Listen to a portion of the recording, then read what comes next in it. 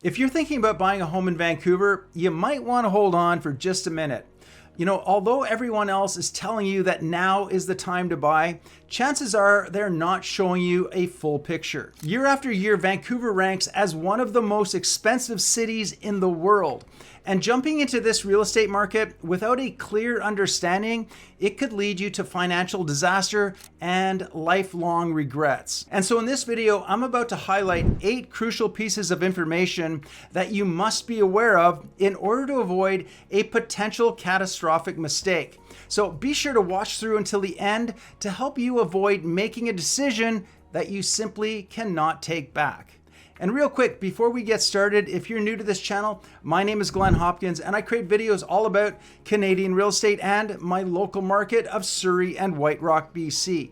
So if that is something you're interested in, please be sure to go ahead and subscribe to the channel now, and that way you won't miss out on any of my upcoming videos. Also, if you'd like my help with either buying or selling a home here in the Surrey or White Rock area, there is a link in the description box below where you can schedule a call with me. And if you're anywhere else in Canada and you need a referral to a fantastic agent, don't worry, I've got you covered. I know amazing agents throughout the country and I can gladly connect you with them. All right, so let's get into it. Now, the first and most obvious reason to think twice before buying a home in Vancouver is the sky-high cost of living. You know, Vancouver consistently ranks as one of the most expensive cities in Canada. Home prices have soared to a point where even modest homes are out of reach for many people. And the cost of everything from groceries to gas is significantly higher here than it is in other parts of the country. So you really need to keep this at the forefront of your mind, because if you're stretching your budget to buy a home, the high cost of living, it will put even more pressure on your personal finances. So consider alternatives. If Vancouver's prices are too daunting, look at places like Surrey or other parts of the Fraser Valley. Now, these areas, they're going to offer a lot of relief from your financial burden of living in the Vancouver area, while still at the same time providing close proximity to all of the city's amenities. Now, I've done several videos about living in South Surrey and White Rock and other areas of the Fraser Valley. So if you'd like to learn more about these areas, be sure to check those out. There are other videos here on the channel. So next, let's talk about the interest rates. You know, currently we're starting to see the interest rates drop ever so slightly. However, betting on interest rates to continue to drop or decrease, that's risky business. You know, the fact is nobody knows for sure what's going to happen with our economy or what the Bank of Canada is going to do with the interest rates. And if rates don't drop as much as you hope, or if they even start to rise again, your monthly mortgage payments could become absolutely unmanageable. And if you're already stretched thin, this could lead to some tough financial decisions down that road. So it's crucial that you base your decision on your current financial situation and what you can currently afford right now, rather than banking on potential future rate cuts. Another crucial point to consider is whether you have adequate cash reserves. You know, too many people, they pour all of their savings into the down payment, and therefore they leave themselves very vulnerable to unexpected expenses. And if those expenses arise, they could be in some serious trouble. I mean, imagine facing an unexpected job loss or, you know, a sudden increase in your living costs without any financial cushion. This lack of preparation, it could lead to some severe consequences for you. Now, ideally, you should have at least 6 months worth of income saved up before you even think about buying a home. And you want to do this because this cushion, it can actually help you weather any financial storms without jeopardizing the home that you've just purchased. And don't forget that buying a home is a long-term commitment. If you don't plan on staying in the Vancouver area for the next 5 to 10 years, you might want to reconsider buying altogether.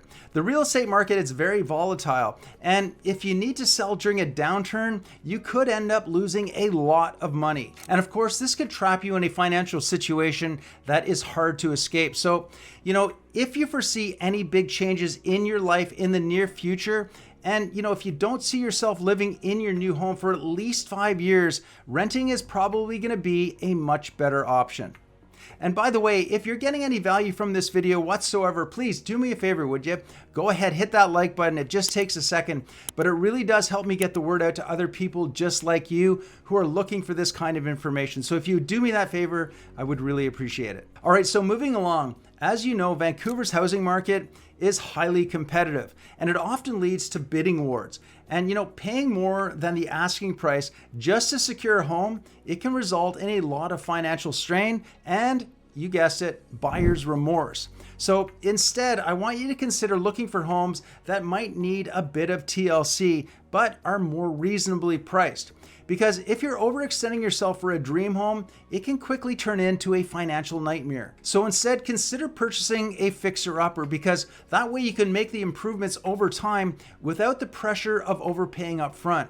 And this approach, it's going to allow you to build equity gradually and to enhance at the same time the property's value. Additionally, of course, it's going to give you flexibility where you can renovate according to your preferences and to your personal budget at any given time. You're not going to be faced with that initial burden, that immediate burden of the high mortgage payments, and you can avoid the stress that comes with competing in a frenzied market. And please remember that a home is a long-term investment, and starting with a more affordable property, it can provide a more stable financial foundation for your entire future. Now, speaking of your financial future, there is one thing that I need to warn you of. Please never be swayed to commit mortgage fraud to secure a mortgage. Misrepresenting your financial situation to get a loan, it's illegal, and it's a sign that, well, you might not be able to afford that home, right? It's much better to wait until you're financially stable enough to qualify for a mortgage honestly. And it goes without saying that engaging in fraudulent financing, it can lead to severe legal and financial consequences, which you definitely want to avoid. And sadly, in recent years, mortgage fraud in Canada, it has surged, right? And we've seen it in the news, and many homeowners, they're now faced with the repercussions.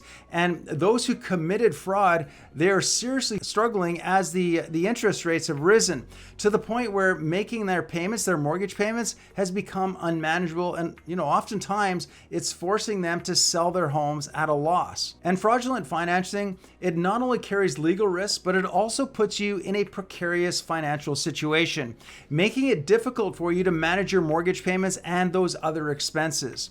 And it also, of course, it's going to damage your credit score and your reputation. So that, of course, will complicate things for future financial opportunities. And so when it comes to securing a mortgage and buying that home, patience and financial discipline is going to serve you much better in the long run. And this leads us to the next crucial point that you want to avoid when buying a house, and that is becoming house poor. One of the worst situations that you can find yourself in is being in a situation where you're house poor. And this happens when your mortgage, your taxes, and other home-related expenses consume too much of your income, leaving you with little or no money at the end of the month. And this situation, this financial strain, can lead to a highly stressful living situation. It's far better to buy a smaller, more affordable home that allows you some financial breathing room. So, rather than stretch your budget too thin, make it so that you're going to have more of a buffer so that you can handle those unexpected expenses and save for the future and enjoy a better quality of life. Living paycheck to paycheck with no financial flexibility can lead to constant stress and potential financial ruin. And you may find yourself unable to cover unexpected emergency expenses, or even be forced to make difficult choices between your basic needs for you and your family and your financial obligations if your mortgages, your tax, your home insurance, and more is too much. So do yourself a favor by ensuring that you have a manageable mortgage. Now, this is going to be key to maintaining financial stability and peace of mind, helping you really sleep at night. And finally, I always tell my clients to trust your gut. If something's feeling off, or the timing's not right for you, the market, or even if you're getting advice that you don't like or you're not sure about, take a step back. There's no rush for you to be buying a home right now if you're not ready.